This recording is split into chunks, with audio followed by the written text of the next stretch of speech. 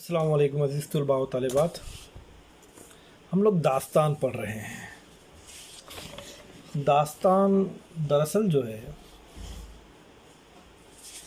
یہ ہمارے second semester میں شامل کیا گیا ہے.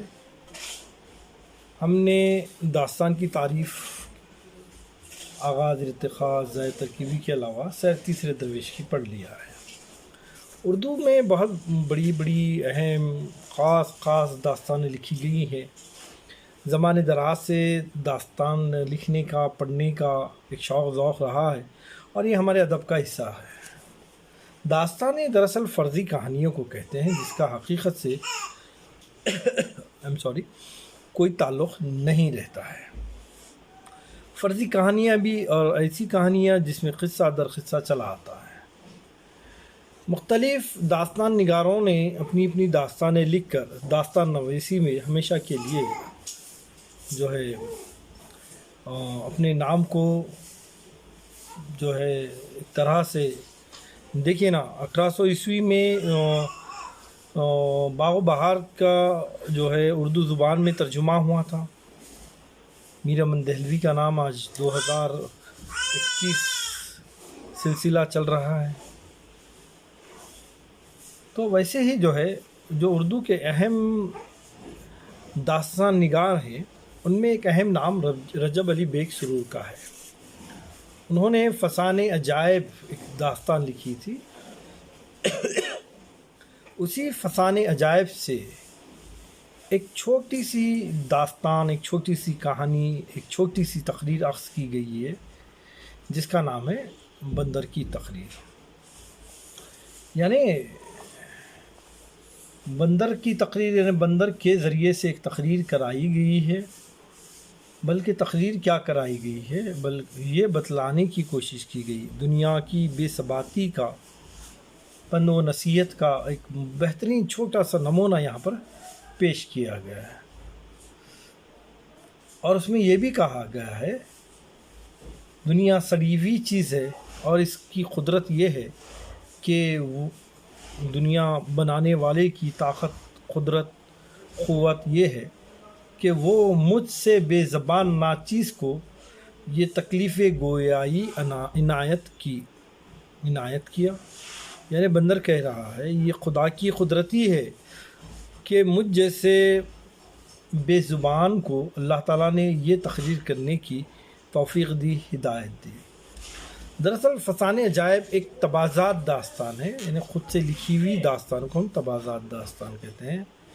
لیکن اس میں سرور نے، چونکہ یہ رجب علی بیگ سرور کی اس لیے میں سرور کا تذکرہ کر رہا ہوں، لیکن سرور نے سحر البیان، گل بقاؤلی، حاتم طائی، پدماوت اور طلسم ہوشربا وغیرہ جیسی داستانوں کے مجموعی تاثر کو اپنے تخیل کے سانچے میں ڈال کر اس داستان کی شکل میں فسانِ عجائب کو پیش کیا. یعنی دیکھیے یہ داستان جو فسانِ عجائب ہے، جب رجب علی بیگ سرور لکھ رہے تھے تو انہیں تقلید کے لیے ان کے سامنے بڑی بڑی خوبصورت سی داستانیں، مثنویاں جو ہیں ان کے سامنے تھی. سحر البیان ہے، گل بقاؤلی ہے، حاتم طائی ہے، پدماوت ہے.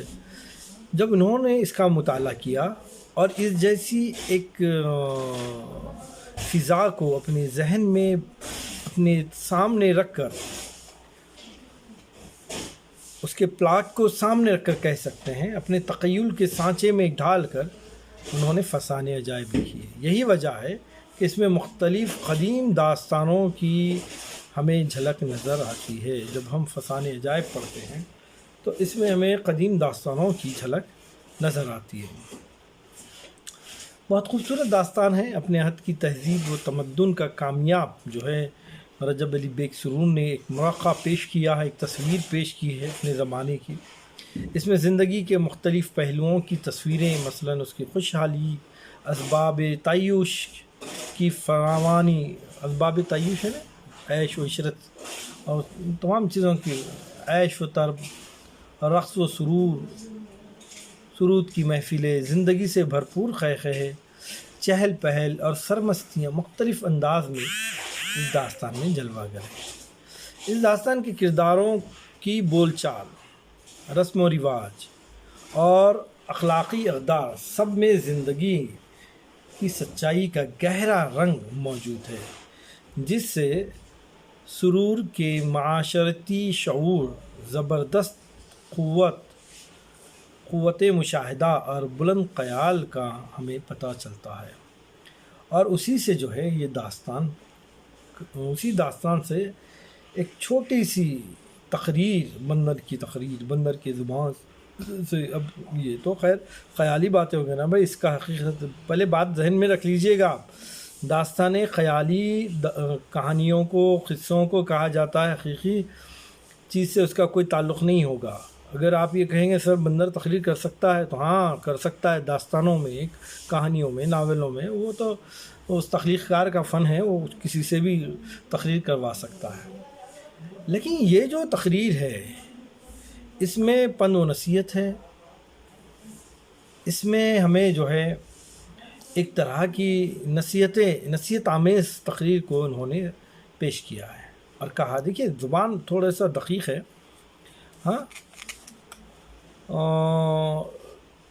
شاعرانہ لب و لہجہ ہے، مشکل الفاظ ہیں اس میں کچھ، لیکن یہ اپنے اسلوب کی دلکشی اور نکھار اس کے سبب اپنی جگہ اہمیت رکھتی ہے، لیکن تھوڑا سا مشکل ہے۔ ہم اس کو پڑھیں گے، سمجھنے کی کوشش کریں گے۔ میں ابتدا کرتا ہوں، یاد رکھیے گا ایک نصیحت آمیز تقریر ہے۔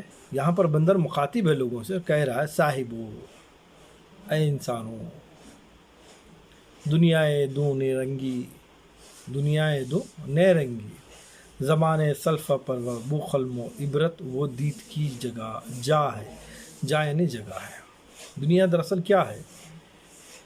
ہاں، انسان اس سے دل لگا بیٹھا ہے اور اسی کو سب کچھ حقیقت سمجھ بیٹھا ہے، اپنی کائنات میں مگن ہے، اور اس مگن میں ہو کر وہ اپنوں کو، اپنے حقوق کو، رب العالمین کو، حقانیت کو، سچائی کو، سب چیزوں کو بھلا بیٹھا ہے، اور یہ سمجھ بیٹھا ہے کہ میں اس دنیا میں آیا ہوں تو وہ ابدی زندگی رہنے کے لیے آیا ہوں۔ اس لیے بندر کہہ رہا ہے کہ یہ جو دنیا ہے یہ عبرت و دید کی جگہ ہے، یہاں سے ہمیں سبق حاصل کرنا ہے، کیونکہ ہم دیکھتے ہیں وقت کے بڑے بڑے رستم و زماں آج جو ہے وہ مٹی کی غذا بن گئے ہیں۔ دیکھو اور اس سے عبرت حاصل کرو، اس سے سبق حاصل کرو۔ دیکھو کہ وہ لوگ جو فرعون تھے، وقت کے بادشاہ بنے ہوئے بیٹھے تھے، وہ لوگ جو دنیا میں جنت بنانے کے دعوے دار تھے، اپنی دولت کے بلبوتے پر، اپنی دولت کی گھمنڈ پر، وہ لوگ اپنی جنت کو بھی نہیں دیکھ پائے۔ وہ لوگ آج دنیا کے لیے عبرت کی جگہ بنے ہوئے ہیں۔ فرعون کی لاش نہ ڈوبتی ہے، نہ جلتی ہے، نہ زمین قبول کرتی ہے، دھتکار دیا گیا ہے اسے۔ گرما گرم عین وہ رون کا بازار ہے، کس و نہ کس جنس نا پائیدار ہے، لہو و لعاب کا خریدار ہے۔ یہ جو گرما گرم بازاریں ہیں، رونقیں ہیں دنیا کی، یہاں کی ہر چیز کس و ناکس، ہر شے، جنس شے ناپائیدار ہے۔ دنیا میں کوئی شے بتلائیے گا مجھے آپ کہ وہ تا قیامت رہنے والی؟ نہیں، ایسا نہیں ہو سکتا۔ کوئی شے، بندر کہہ رہے، کوئی شے پائیدار نہیں ہے، بلکہ ہر شے اس دنیا کی ناپائیدار ہے۔ لہو و لعب، برائی، شور شرابہ، عیش و عشرت کا انسان خریدار بنا ہوا ہے۔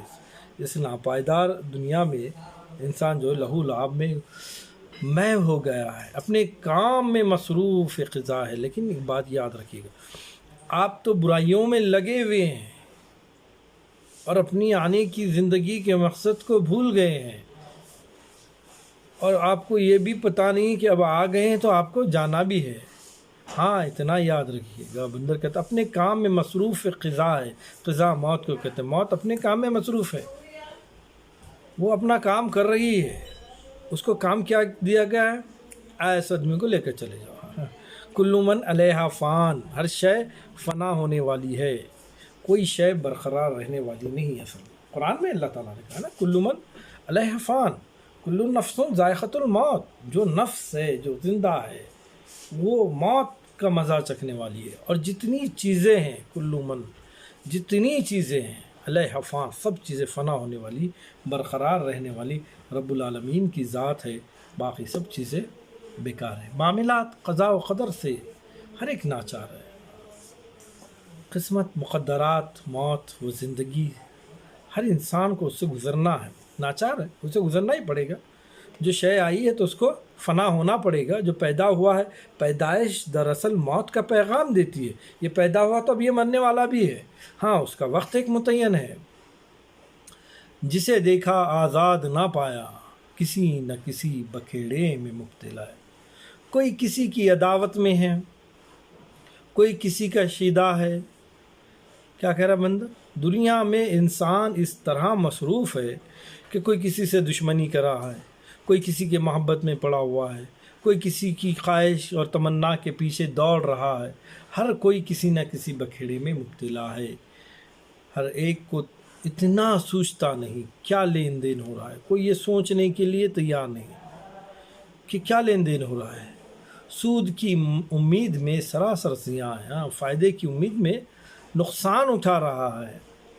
سڑی ہونے کا سودا ہے، اس کی قدرت ناطقہ دیکھو۔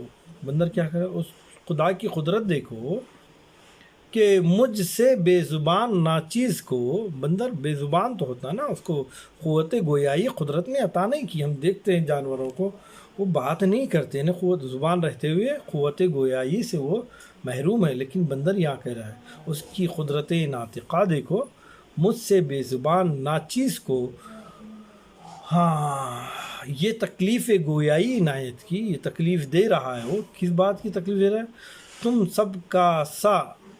تم سب کا سا معون میں چہرہ لکھ دیا، باتیں سننے کو ساتھ چلے آتے۔ تم سب لوگ ہاں باتیں سننے تو آتے ہو۔ جدائی میری شاخ ہے، میرے سے آپ کی جب جدائی ہوتی ہے تو وہ تمہیں بڑے ہی گراں گزرتی ہے۔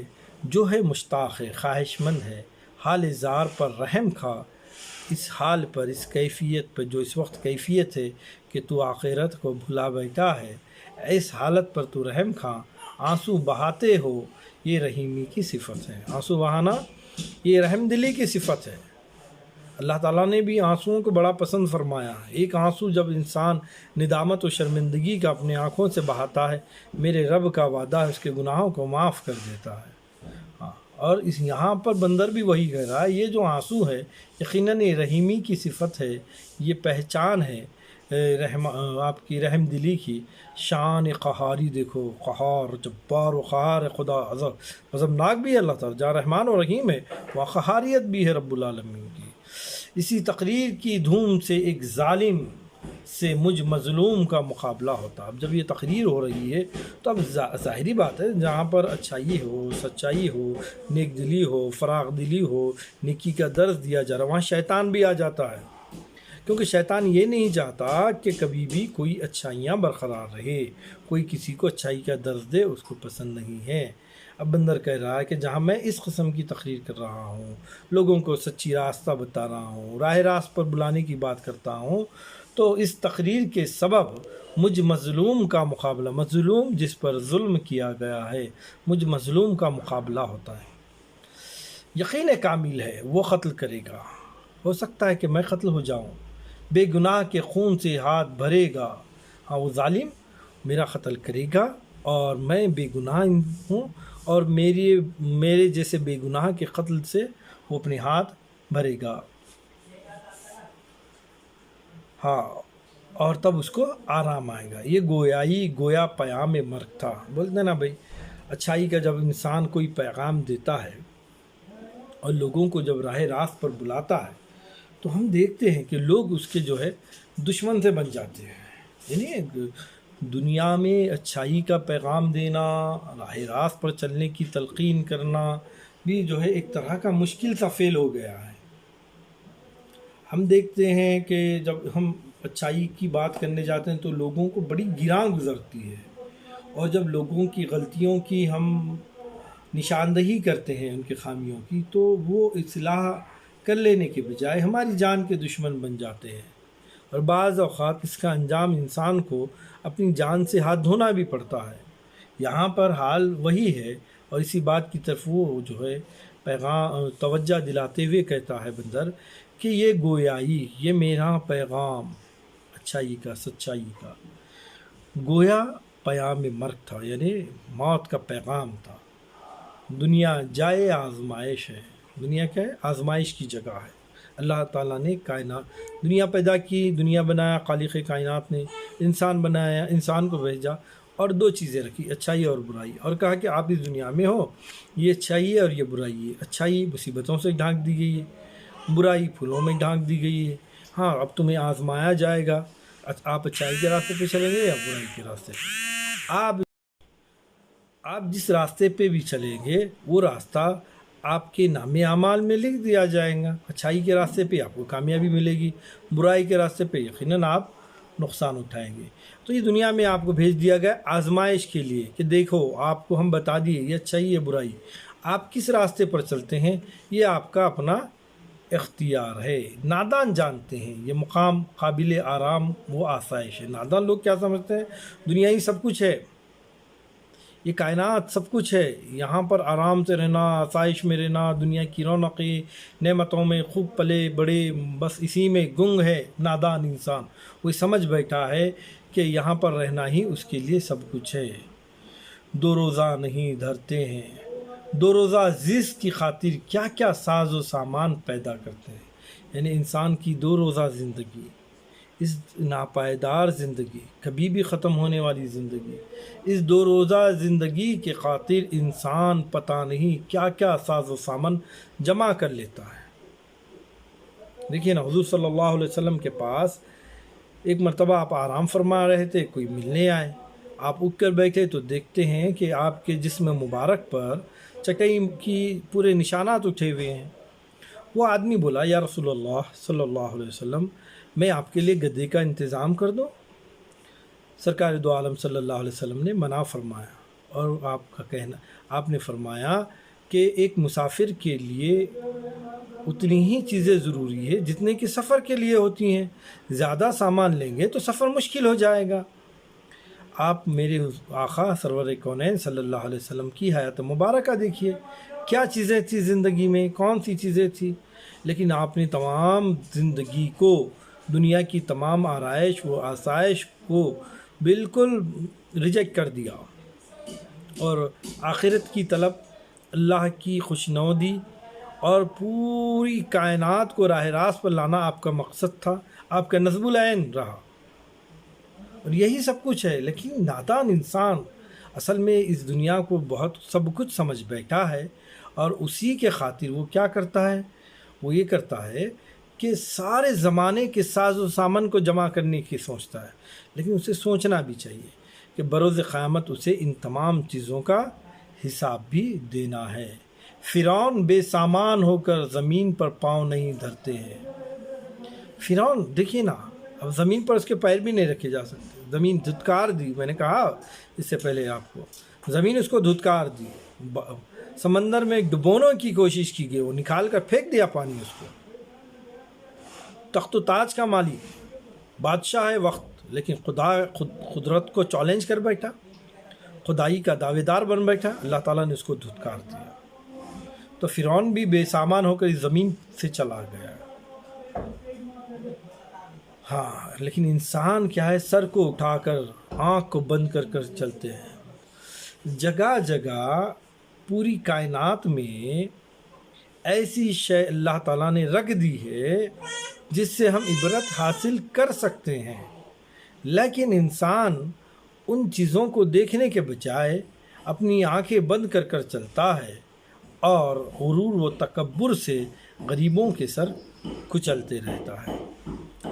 تو یہ بہت پیاری سی تقریر ہے، اس کا سلسلہ انشاءاللہ تعالی عزیز ہم آگے اور بڑھائیں گے، لیکن آج کے لیے اتنا کافی ہے۔